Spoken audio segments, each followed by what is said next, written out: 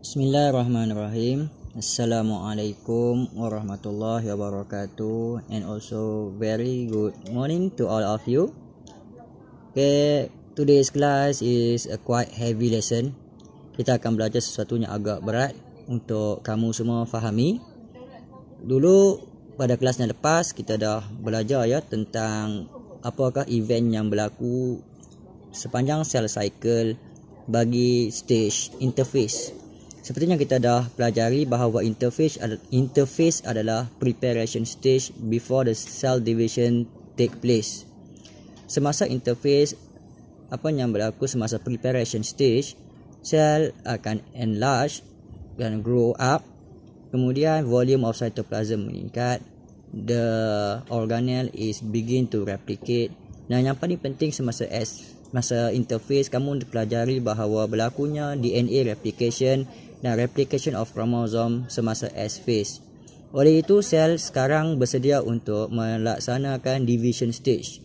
Semasa division stage, sel akan melakukan satu proses yang kita panggil sebagai mitosis.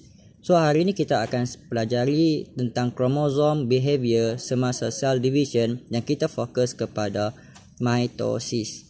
Baik, sebelum kita tengok detail tentang apakah chromosomal behavior semasa mitosis, saya ingin bawa kepada kamu untuk tengok apakah chromosomal behavior bagi satu-satu sel untuk sel yang saya letakkan sebagai contoh. Contoh yang saya berikan adalah satu sel diploid 2n sama dengan 4. Pada peringkat awal, semasa interface, kromosom itu dalam bentuk DNA. Di mana DNA tersebut bagi eukaryotik sel dia akan associate dengan histone protein. Pada waktu itu, keadaan kromosom ini kita namakan sebagai chromatin.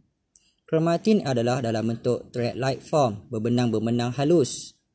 Semasa S phase, iaitu during interface masa S phase, what happen to the DNA? DNA is replicate.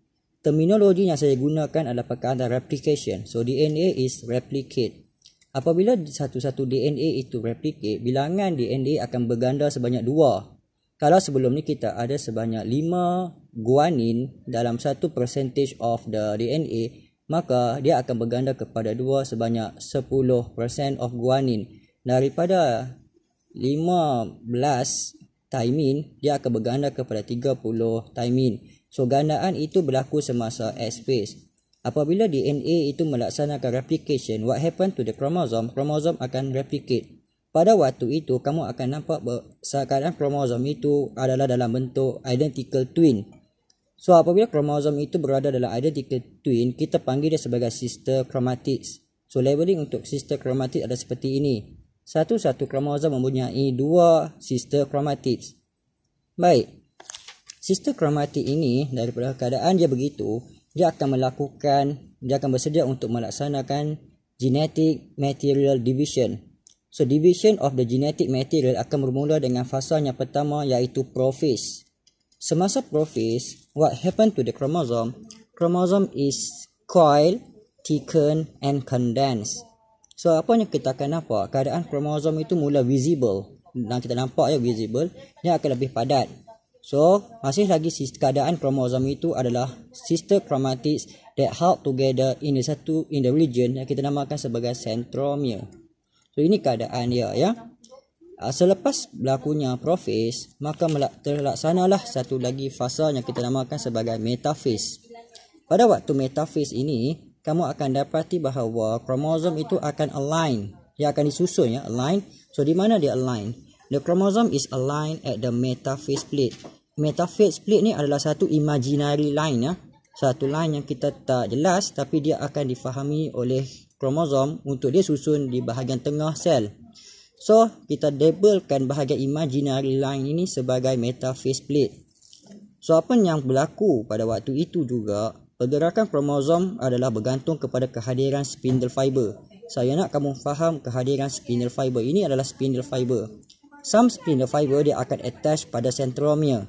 Nampak dia attach pada centromere. So, spindle fiber attach to the centromere. Untuk lebih detail, spindle fiber yang attach pada centromere dinamakan sebagai kinetochore microtubule. Baik, belajar. Selepas kamu lihat bagaimana kromosom align pada metaphase plate, maka berlaku satu lagi fasa yang berikutnya kita namakan sebagai anaphase. What happened during anaphase? Pada waktu anaphase, kamu boleh dapati bahawa sister chromatid now start to separate. So, the sister chromatid yang join together at the centromere tadi akan mula berpisah. So, apabila sister chromatid itu separate, kamu akan tengok bahawa daughter chromosome, ini daughter chromosome ya, akan mula terpisah dan akan tertarik pada arah yang bertentangan. Tarikan ini berlaku apabila spindle fiber itu pendek, shorten. Bila dia pendek, dia akan tarik ya daughter chromosome. Nampak tak labeling saya ini? Saya namakan sebagai daughter chromosome. So during anaphase, the sister chromatid separate at the centromere. So daughter chromosome is pulled to the opposite pole. Kenapa dia boleh pull? Sebab kinetochore microtubule is shortened. Ini kinetochore microtubule, iaitu spindle fiber yang attach pada centromere. Ada satu lagi microtubule yang dinamakan sebagai non-kinetochore microtubule yang saya tak jelaskan dalam diagram ini. Baik pelajar, selepas kamu dapati bahawa daughter chromosome ini pull to the opposite pole, maka berlakulah satu lagi fasa yang kita namakan sebagai telophase. Telophase ini dicirikan apabila kamu dapati bahawa kromosom reach to the opposite pole. Dia sampai pada opposite pole. Apabila kromosom sampai pada opposite pole, kamu akan dapati bahawa kromosom itu sedang melakukan satu lagi keadaan di mana dia mula decondense. Dia akan mula decondense. Tadi condense masa prophase. Sekarang pada telophase dia akan decondense. Maksudnya dia akan kurang dia punya kepadatan dia. Dia become uncoiled dan kamu akan nampak dia loose. So, pada waktu itu juga penghasilan nuclear envelope. Dalam banyak-banyak fasa yang kita bincangkan tadi, bermula daripada prophase, metaphase, anaphase dan telophase, fasa yang paling penting untuk kita faham adalah anaphase.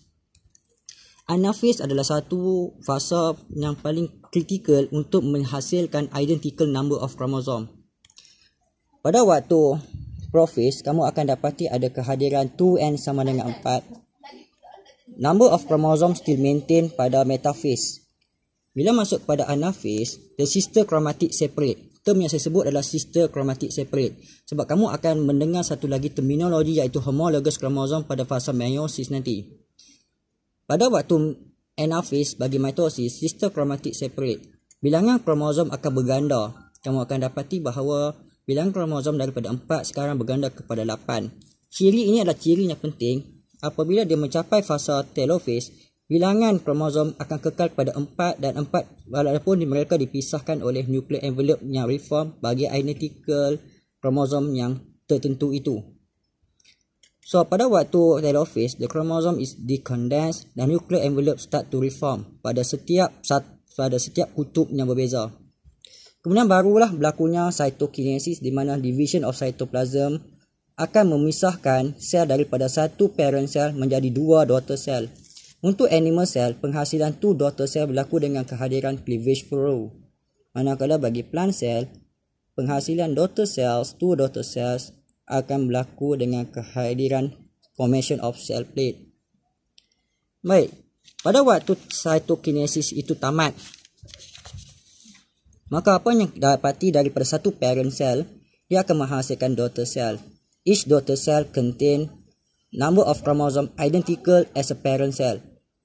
Untuk daughter cell yang pertama 2n sama dengan 4, daughter cell yang kedua adalah 2n sama dengan 4.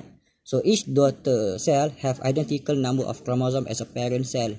Ini adalah matlamat utama bagi proses mitosis. So mitosis is very important to generate the identical copies of chromosome as a parent cell. Kita akan membezakan pelajaran ini nanti dengan meiosis.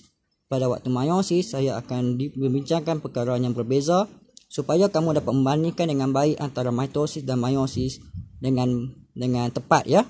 So itu sahaja pelajaran kita pada hari ini. So good luck on your study. So studykan dengan baik.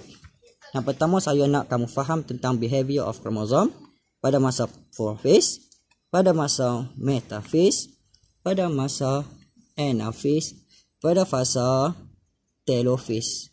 Dan untuk cytokinesis yang berikutnya kita akan bincangkan lebih detail semasa dalam kelas. So that's all on our lesson today. So good luck on your study. Please careful study step by step, and understand the diagram careful. Bye.